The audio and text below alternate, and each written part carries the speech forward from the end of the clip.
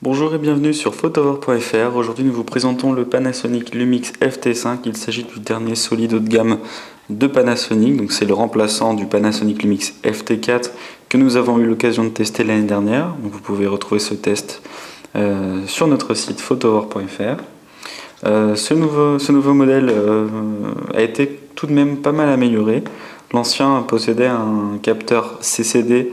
Aujourd'hui, nous passons sur un capteur MOS haute sensibilité de 16,1 mégapixels.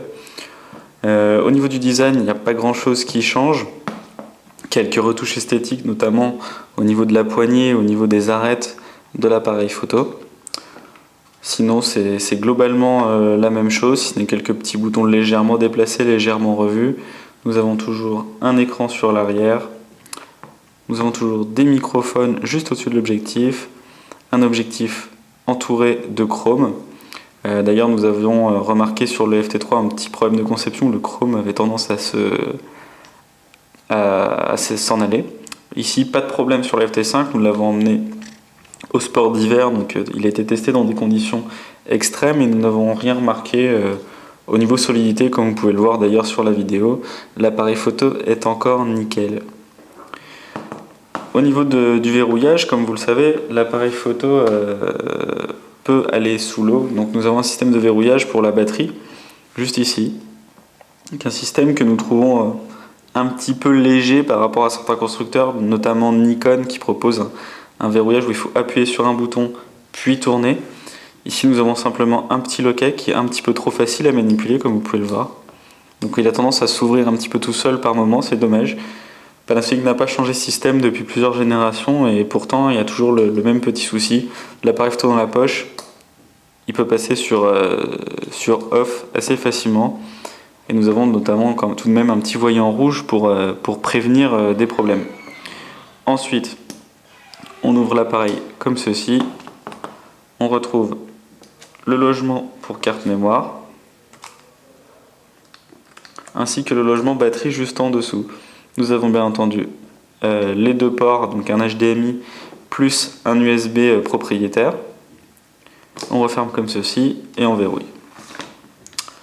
Donc voici pour le petit tour du Panasonic Lumix FT5. Au niveau des dimensions, il mesure 109,2 mm de largeur, 67,4 mm de hauteur et 28,9 mm d'épaisseur. Le tout pour un poids avec batterie et carte mémoire de 214 grammes. Pour revenir rapidement sur l'objectif, il s'agit d'un zoom 4,6 fois avec une ouverture maximale à f3.3. Il s'agit d'une optique Leica DC Vario Elmar, donc une optique de relativement bonne qualité chez Panasonic. La gamme FT regroupe des appareils photo de nature solide. Le FT5, quant à lui, est étanche à 13 mètres. Il résiste aux chutes jusqu'à 2 mètres, donc on peut très bien imaginer le frapper là ici, il ne risque strictement rien. On peut l'utiliser dans des températures plutôt extrêmes, puisqu'on peut l'emmener jusqu'à moins 10 degrés. Donc parfois il fait un peu plus froid, mais c'est pas forcément gênant pour l'appareil. Moins 10 degrés, c'est un indice de garantie offert par Lumix. Sachez qu'aujourd'hui, la plupart des appareils photo, voire tous les appareils photo solides, fonctionnent à cette température. Pour ce qui est de l'étanchéité, certains modèles sont un petit peu au-dessus, voire un petit peu en dessous. C'est très variable. Donc pour entrer un petit peu dans les détails, le Panasonic Lumix FT5 répond aux normes IPX8 et IP6X. Donc il s'agit de deux normes d'étanchéité, de solidité, certifiées par Panasonic. Nous allons allumer l'appareil. Donc comme vous pouvez le voir, on a un petit message qui s'affiche une fois de temps en temps, qui vous permet de vous rappeler de bien fermer correctement la trappe avant d'utiliser l'appareil sous l'eau. Nous avons également quelque chose pour attacher l'appareil photo. Ensuite, nous avons donc dans les menus un menu juste ici qui varie selon le mode que nous avons utilisé. Un mode qui vient se configurer juste ici. Donc nous avons le mode, bien entendu, auto-intelligent de Panasonic qui a fait ses preuves à de nombreuses reprises. Donc il sélectionne automatiquement les modes scène, il ajuste automatiquement les réglages afin de réaliser toujours la meilleure photo.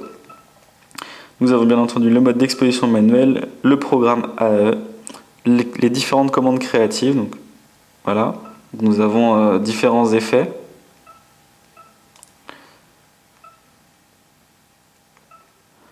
Ici, nous avons un mode sport. Donc, le mode sport, c'est pour les sujets qui se déplacent rapidement. Vous pourrez ainsi capturer ces sujets avec une certaine facilité, notamment un mode rafale. Nous avons un mode sport d'hiver, enfin neige. C'est celui que nous avons souvent utilisé sur nos photos au ski. Nous avons un mode plage et plongée libre. Donc à noter que le mode sous-marin avancé juste à côté est un petit peu plus performant. C'est un nouveau mode proposé sur ce FT5 qui a la particularité de retranscrire beaucoup mieux les couleurs sous l'eau. Notamment le rouge, une couleur très difficile à capturer en photo. Nous avons un mode panorama, puis différents modes scène. Donc voilà pour ce modèle. Nous avons ici les commandes de zoom. Donc comme je le disais, il s'agit d'un zoom 4,6 fois. L'appareil photo dispose du Wi-Fi, un Wi-Fi sur lequel on peut s'appuyer pour partager des photos très facilement, enfin plus ou moins facilement, étant donné que l'appareil photo doit être relié à un hotspot Wi-Fi ou à un smartphone. Pour le relier à un smartphone, nous avons par exemple une application qui s'appelle Lumix Link que vous pourrez retrouver sur Android et sur iPhone aujourd'hui. Donc on le configure juste ici. On peut notamment le contrôler à distance via le téléphone, envoyer directement les images sur un serveur distant. Donc là, il faudra passer par un portail de Panasonic qui n'est pas vraiment évident à manipuler. Donc ça, c'est un petit peu dommage. Notamment pour le partage Facebook, on ne peut pas le faire directement depuis l'appareil. Il faut configurer son compte Facebook sur le portail de Panasonic, puis finalement envoyer la photo. Donc voilà pour le Wi-Fi. Comme vous avez pu le voir au travers des menus de l'appareil photo, il dispose également d'une puce GPS. Donc cet appareil photo très complet dispose donc du Wi-Fi et du GPS. C'est assez rare aujourd'hui de retrouver des appareils de ce type, mais sur le marché du solide, c'est quelque chose qui se fait de plus en plus. C'est très appréciable.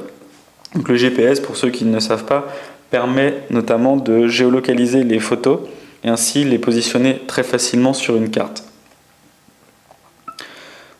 Et pour terminer, le Wi-Fi est accompagné du NFC, donc c'est la technologie sans fil qu'on retrouve pas mal sur les smartphones aujourd'hui. Donc là, j'ai pas de smartphone compatible NFC, donc je vais pas pouvoir vous montrer comment ça marche. Mais globalement, ça permet de jumeler l'appareil photo à un smartphone très facilement par simple contact. Par exemple, on va prendre, imaginons que le calepin à gauche c'est un smartphone, il suffit de toucher le smartphone avec l'application Panasonic lancée, on le touche comme ceci, et l'appareil photo va effectuer un jumelage beaucoup plus simple que si nous devions passer par la méthode traditionnelle via le menu du Wi-Fi.